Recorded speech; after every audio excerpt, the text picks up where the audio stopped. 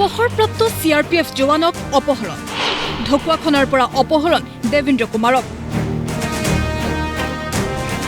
অপহৰণ কাণ্ডক লৈ তীব্ৰ চাঞ্চল্য মাহধোৱাত এইখন দোকানৰ পৰাই ৪-৫জনীয়া অপহৰণকাৰীৰ দলে পত্নী জীয়ৰীৰ চকুৰ সন্মুখৰ পৰাই অপহৰণ কৰি লৈ গ'ল দেবেন্দ্ৰ কুমাৰক এই স্থানডোখৰ হৈছে ঢকুৱাখানাৰ মাহধোৱা আৰু মোৰ সহযোগীক পোনে পোনে সামগ্ৰিক পৰিৱেশ ৰখাৰ বাবে অনুৰোধ জনাইছো। এই স্থানতে সন্ধিয়া ৬:৩০ বজাত অপহৰণ কাণ্ড সংঘটিত হৈছিল। সময় বুধবাৰ সন্ধিয়া ৬:৩০। চাইৰেন বজাই দোকানখনলৈ আহিছিল এখন বলেৰো বাহন। গাড়ীখনত অহা দলটোৱে টানি আজৰি সংঘটিত কৰে এই অপহৰণ কাণ্ড। প্ৰথমতে মোৰ ছোৱালীয়ে দেখিছিলে, ছোৱালী আহি পিনি পাওঁতে ল'ৰা প্ৰথমতে দুজনমান আহিছিলে। অহাৰ পিছত চিগাৰেট বিচাৰিছিলে, চিগাৰেট তেওঁ যিটো দিয়ে এইটো নহয় বুলি কয়, সিটো নহয় বুলি কয়। কোৱাৰ পিছত মানে ছোৱালীয়ে দেখিলেহি, তেতিয়া অকণমান মানে সন্দেহ হোৱাৰ কাৰণে ছোৱালীয়ে ক'লে যে পাপা ঘৰলৈ যাম ব'লা।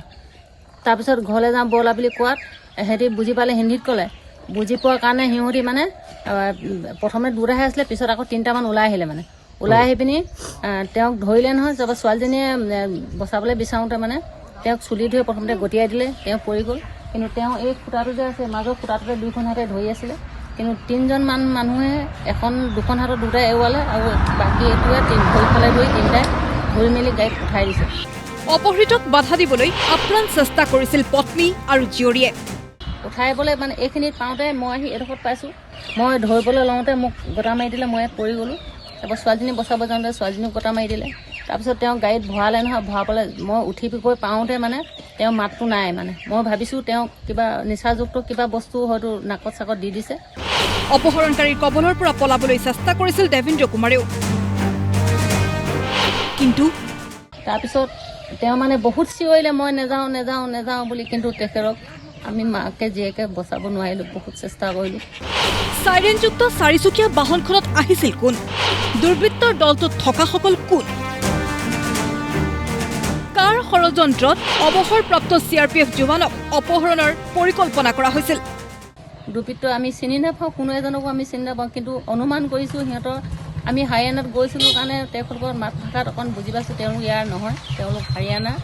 মোৰ সন্দেহ তেওঁ এজন পুতেক আছে, পুতেক আৰু ভায়েক, তাৰ নাম বাবলু, পুতেকৰ নাম পৱন কুমাৰ। সিহঁতে তেওঁক পঠাইছে বুলি মোৰ 100%।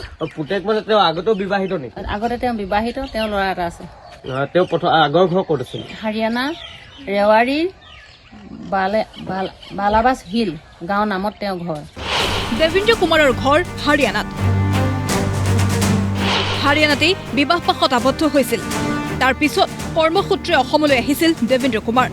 17 বছৰ পূৰ্বে অসমৰ ঢকুৱাখানাৰ এইগৰাকী মহিলাৰ সৈতে বিবাহপাশত আবদ্ধ হৈছিল দেবেন্দ্ৰ কুমাৰ। সাব ইন্সপেক্টৰ ৰূপে অৱসৰ গ্ৰহণৰ পিছত ঢকুৱাখানাতে দোকান দি নিগাজিকৈ থাকিবলৈ লৈছিল দ্বিতীয় পত্নীৰ সৈতে। অভিযোগ অনুসৰি প্ৰথমা পত্নীৰ পৰিয়ালৰ দ্বাৰাই সংঘটিত কৰা হৈছে এই অপহৰণ কাণ্ড। সন্দেহ মোৰ তেওঁৰ ওপৰতে। তেওঁ মোক চেলেঞ্জ কৰিছিলে, তোৰপৰা মই কাঢ়ি আনিমেই বুলি কৈছিলে। কিন্তু ইয়াৰ আগতেও তেওঁক কেইবাবাৰো আহিছে, তেওঁক টাৰ্গেট কৰিছিলে। তেওঁ সেই টাৰ্গেটৰ পৰা আমি বচাব পাৰিছিলোঁ, কিন্তু এইবাৰ আমি হাৰি গ'লোঁ আৰু তেওঁক আমি বচাব নোৱাৰিলোঁ। অৱসৰপ্ৰাপ্ত CRPF জোৱানজনৰ পেঞ্চনৰ ধনৰ ওপৰত হেনো চকু প্ৰথমা পত্নীৰ পৰিয়ালৰ। পেঞ্চন পোৱাৰ পিছত তেওঁ যোৱা বছৰৰ জুন মাহত তেওঁ পেঞ্চন হৈছিলে। পেঞ্চনৰ পইচা সিহঁতক দিবলৈ যাওঁতে তেওঁক মানে কিডনেপ কৰি প্ৰথমেও এবাৰ তেওঁক মাৰধৰ কৰি তেওঁক আণ্ডাৰগ্ৰাউণ্ড কৰি থৈছিলে। যেতিয়া তেওঁ মানে সুবিধা পালে বা স্বাস্থ্য ভাল হ'ল, তেতিয়া তেওঁ ইয়ালৈ গুচি আহিলে। জমা পইচা আদিৰ পৰা মানে হয়তো 60 লাখমান টকা তেওঁৰ পৰা চব লৈ ল'লে। ঢকুৱাখানাৰ পৰা প্ৰতাপ দত্তৰ ৰিপৰ্ট, প্ৰতিদিন টাইম।